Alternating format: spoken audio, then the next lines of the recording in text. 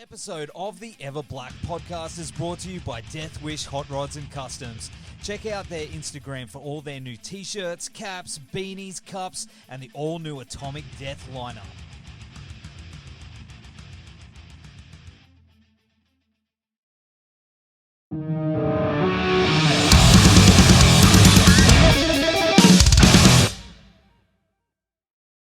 Hey Steve, how are you, man? Good. How are you? Good, brother. Good. What's going on over there? The thing, well, not as messy as it is over there, but I'm in California, so it's just as stupid. So, I'm not worried about that, though. I got a record coming out, first one in 7 years, so that's what's going on.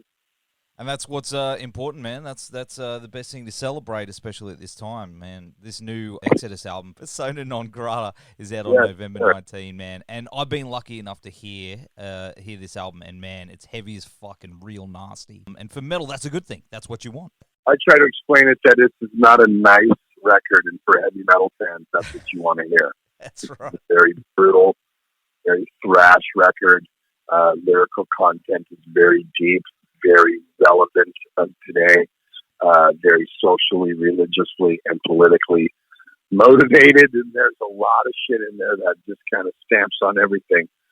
Very much a well-balanced thrash metal record. 100%. And I've been seeing a lot of people using the term "that's disgusting" as a good term for things in general. So if this album gets that response, I think that's going to be a high compliment. And it will. I think it will. I think so, too. During the press in the last month, I mean, there hasn't been one of you guys that has said, yeah, the record's good. Every press person I've talked to was like, wow, album of the year. Wow, this record is like, wow, who writes a record so heavy 36 years later and on their 11th record? I mean, it's just, kind of not reinventing yourself, but definitely not putting a fork in yourself either. You know what I mean? Like, let's just go out and play the classics and, everybody will dig it because we can do that because we're legends now. It don't matter, and I don't think that was the mentality here. It's been about 7 years since, the last time Blood In, Blood Out. And, a lot has happened in that time, especially with, Gary wrapping up Slayer and all that. Were ideas being bounced back and forth during that time, or did it all sort of come together quite quickly after Slayer stopped? I would get this. I would get over the years, like in the 17, 18, I'd get a text message and he'd be on tour in fucking Europe with Slayer going, I'm in my hotel room.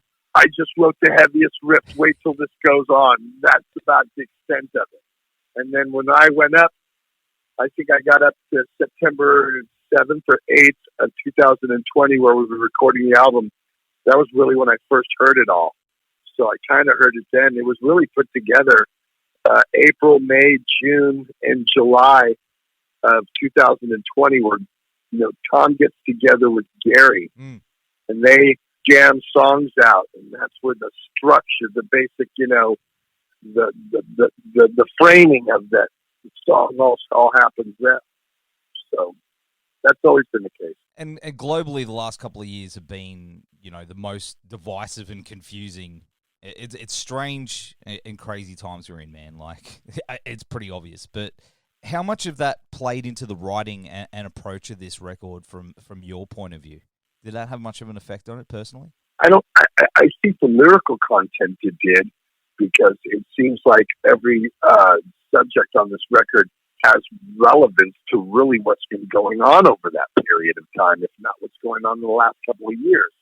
So it's just all right now, So I don't know if that was done purposely, like oh, we're going to go out and we're going to write this and it's going to be like that. I just think that there was certain topics that were intriguing to us, and as a thrash metal band, I mean, we're built on it being socially, politically, religiously, oppositions or the ones that stand back and go, hey, wait a minute, fuck you, you know what I mean? And I think that this record is full of that.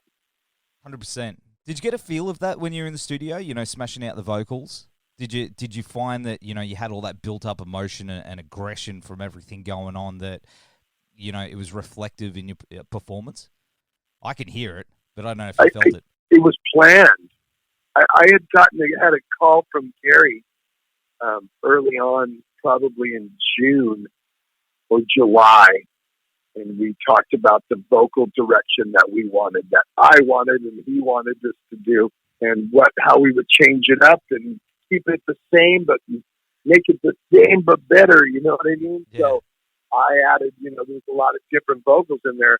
The chorus of the Years of Death and Dying is something I'd really nothing done before.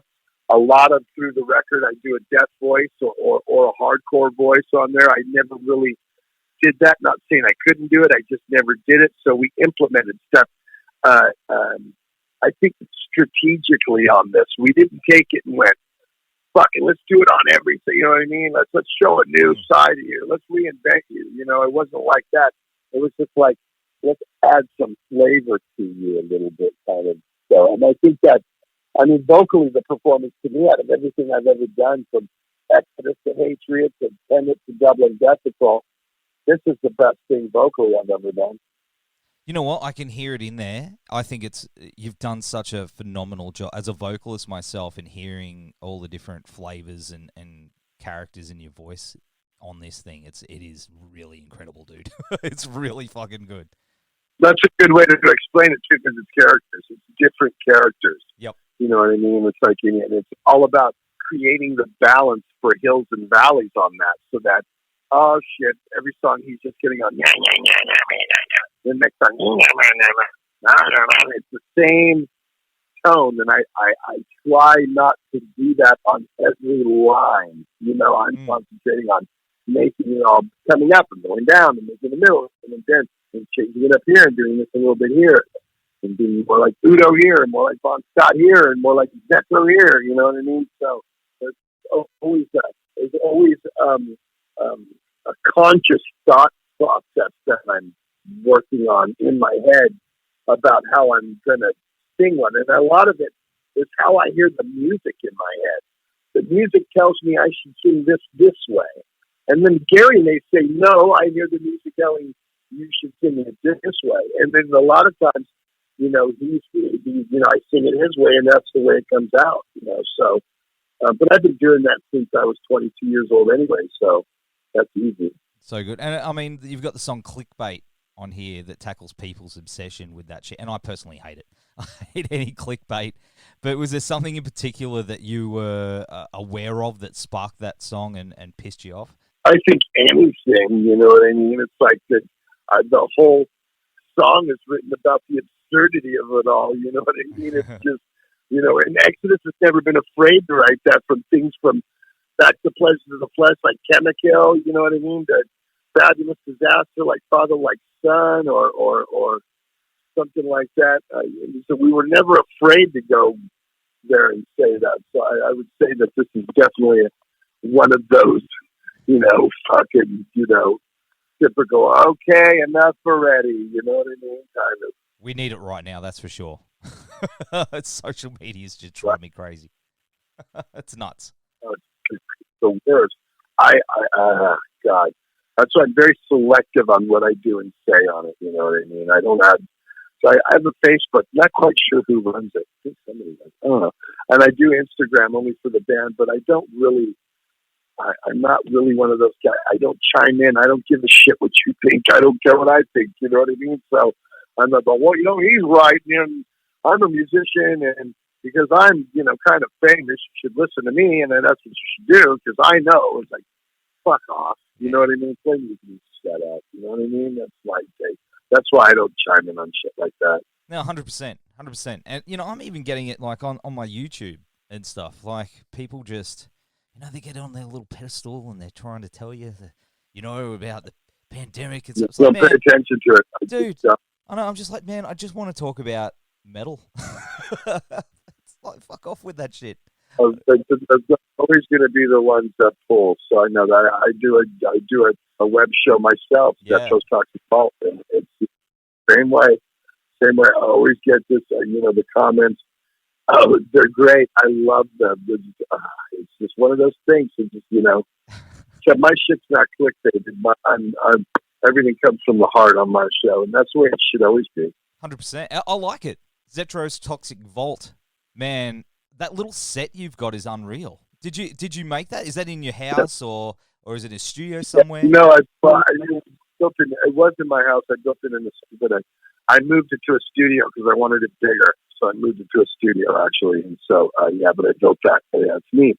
I always liked when I was a kid. If you watched a horror show or something, the guy was always in a creepy set. He had cool toys or eye candy to look at while you were listening to him. You know what I mean? So I always wanted to capture that. So I do the same thing. Most of everything on there is given to me by the fans. They send it to our PO box. Oh, that's awesome.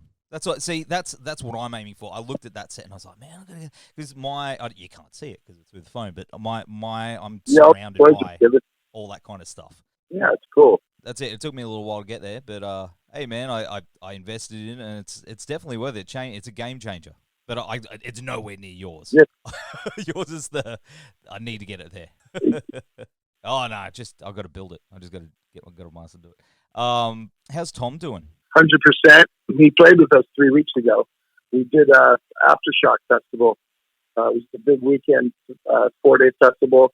Metallica played twice. I mean, Rancid, Anthrax, Volbeat, Mastodon, Butcher Baby, Suicidal Ten, name a band, and they played that weekend. And he came back and played with us. He's 100% right now. Nothing, completely 100% cancer free. Oh, that's so good to hear, man. It worked. Oh. He had great doctors. They worked hard on him, and they were really good. And so they were who they were for him. Oh, that's incredible, dude.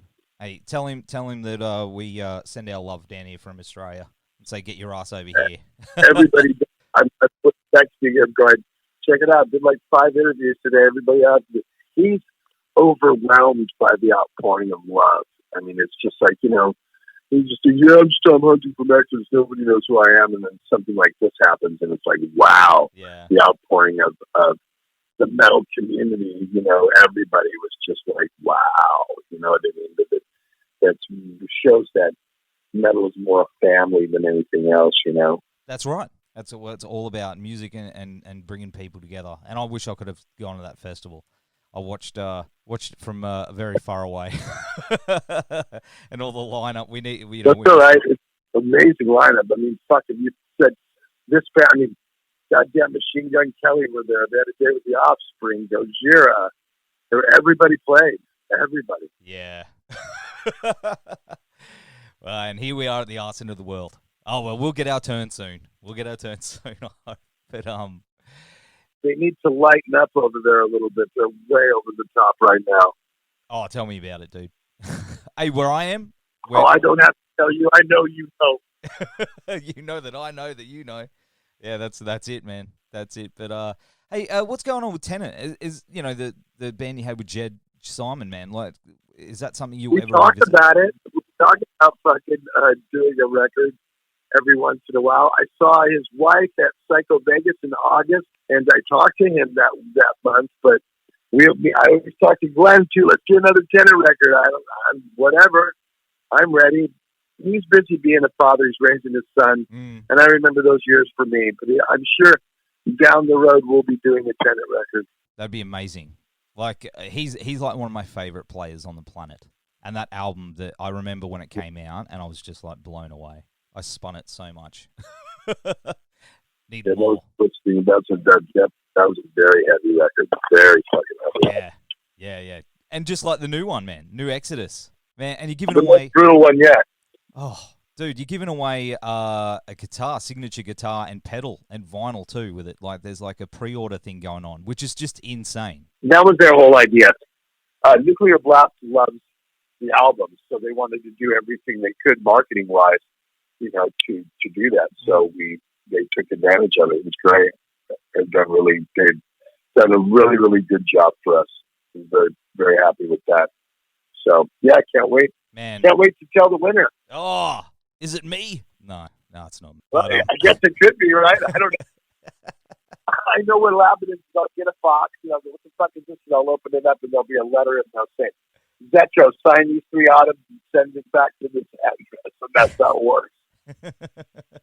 It's so good. You got your own hot sauce now too. I'm a big sucker for that stuff. So how would you rate it between a mild tingle and 3rd-degree burns in the heat meter? It's hot. It's really hot, depending on what you can handle, but it's really tasty. And I just talked to him yesterday. They're printing up the labels right now, so it should be available in like a week or 2. There's a big process to get the label approved and the product approved through, the FDA, Food and Drug Administration. You just can't put food out. No, here, I got the food out. But I'd say if you can't handle hot shit, you're not. It's hot. But people that like Lee Alpus is insane. That guy could eat fucking Carolina ghost peppers like he's chewing on Doritos. And fucking, he was like, yeah, it's pretty hot for me, pretty hot. I sweat when I eat my own sauce, but it's got a really good taste to it. He used the base of strawberries, actually, and it's got a bunch of fruit in it. But he used habanero and Carolina ghost in it, too, a little bit. So very, very good taste. I'm going to be very excited for everybody to get that toxic shock. Man, keen. I have to put it in order down here. But in the meantime, man, it's been awesome hanging out with you. The new Exodus album, Persona Non Grata, is out on November 19. We'll have all the links down here in the notes. Brother, take care of yourself and get your asses down to Australia as soon as you can. It's long overdue. I will. I've been talking to you guys all day, and everybody said the same thing. Get your ass down under. I said we will. We want to come. You guys are such great fans and very knowledgeable, very passionate thrash and heavy metal fans, and we know that. We're coming, dude. We're gonna promote Persona Non Grata definitely down under. See you soon, my friend. Definitely.